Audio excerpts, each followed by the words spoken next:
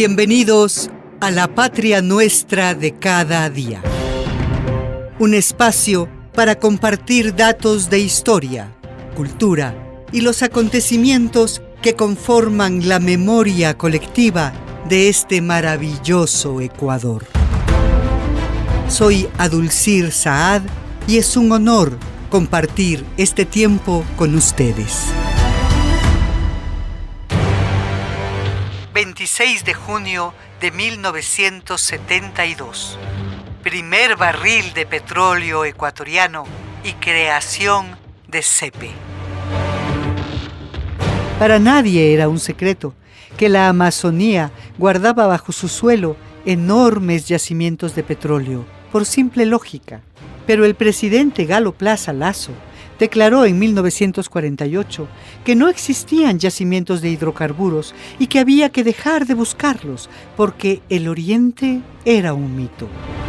Estas palabras negaban la existencia de la riqueza del subsuelo, pero también desconocían las culturas amazónicas y la enorme biodiversidad al reducir el territorio a un mito del que no valía la pena preocuparse.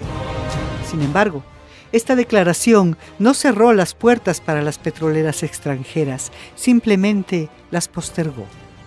En 1963 tomó el poder una junta militar integrada por dos generales, un contraalmirante y un coronel.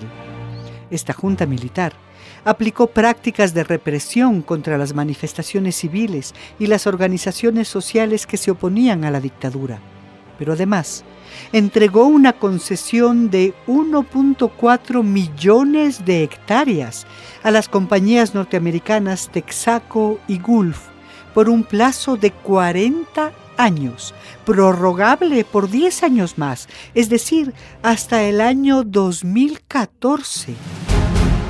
Casi de inmediato iniciaron la perforación del Pozo Lago Agrio número 1, inaugurando la era petrolera. Estas operaciones dejaban míseras ganancias para el país, al tiempo que provocaban terribles afectaciones sociales y ambientales, sin fiscalización de ninguna clase.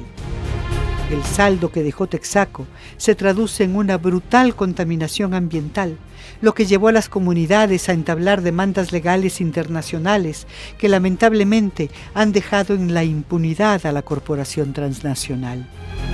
Años más tarde, tras un nuevo golpe de Estado, el gobierno del general Guillermo Rodríguez Lara impulsó la producción nacional de petróleo, proyectando a la industria como la principal fuente de ingresos para la economía pública. El 26 de junio de 1972, el primer barril de petróleo de propiedad nacional llegó de la Amazonía a Quito y fue colocado sobre un tanque de guerra para que se mostrara por las calles de la ciudad en medio de un desfile cívico-militar. De igual manera, un barril de petróleo fue enviado a cada una de las restantes 18 provincias con que contaba el Ecuador en ese entonces, en señal de unidad nacional. Ese mismo día, se creó la Corporación Estatal Petrolera Ecuatoriana, CEPE, que compró las acciones de Gulf y tomó posesión de lo que hoy conocemos como el Sistema de Oleoducto Transecuatoriano SOTE, que une el nororiente ecuatoriano con el puerto de Balao en Esmeraldas. Y en una ceremonia realizada en la misma fecha, se inauguró la primera exportación de nuestro crudo. La empresa nacional se convirtió en el socio mayoritario del consorcio CP Texaco, que operó en la región amazónica hasta 1992, cuando Petroecuador asumió la totalidad de las operaciones. Poco después de la presentación del primer barril de petróleo nacional, el Ecuador ingresó a la Organización de Países Exportadores de Petróleo, OPEP, que promueve un sistema para que la mayoría de las ganancias estén en manos de los países productores y no dependan de las condiciones que plantean las transnacionales. Nuestro país fue miembro del OPEP desde 1973 a 1992.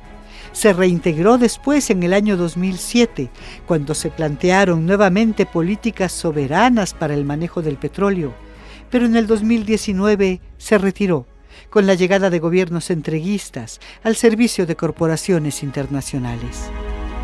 Pero tener una economía nacional basada en el petróleo también produjo otros efectos.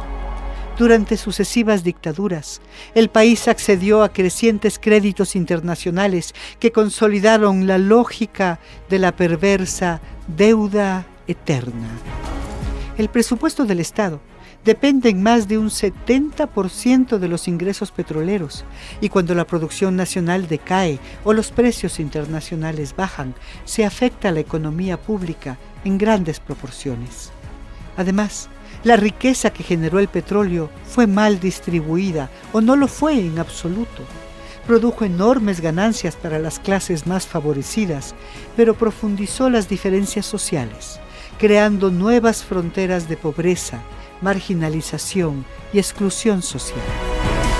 Solamente en el año 2010, y bajo el gobierno progresista de la Revolución Ciudadana, se incluyó a la Amazonía en los planes de infraestructura, con la construcción de puentes, colegios, hospitales y una vía troncal que une a las provincias orientales.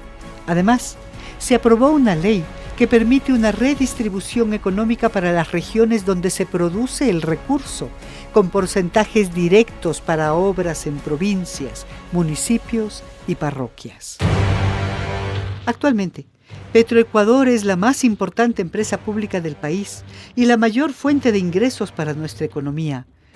Pero el manejo de la empresa pública en este gobierno ha incluido despido de especialistas, derrames ocasionados por falta de mantenimiento y afectaciones a la refinería de Esmeraldas que incluyen incendios y explosiones. Como resultado, la producción petrolera ha bajado casi un 50%. Y la refinería trabaja a menos del 40% de su capacidad. En suma, se ha creado un escenario de fatalidad que busca abrir las puertas a la privatización del sector y la entrega de nuestro petróleo a corporaciones extranjeras.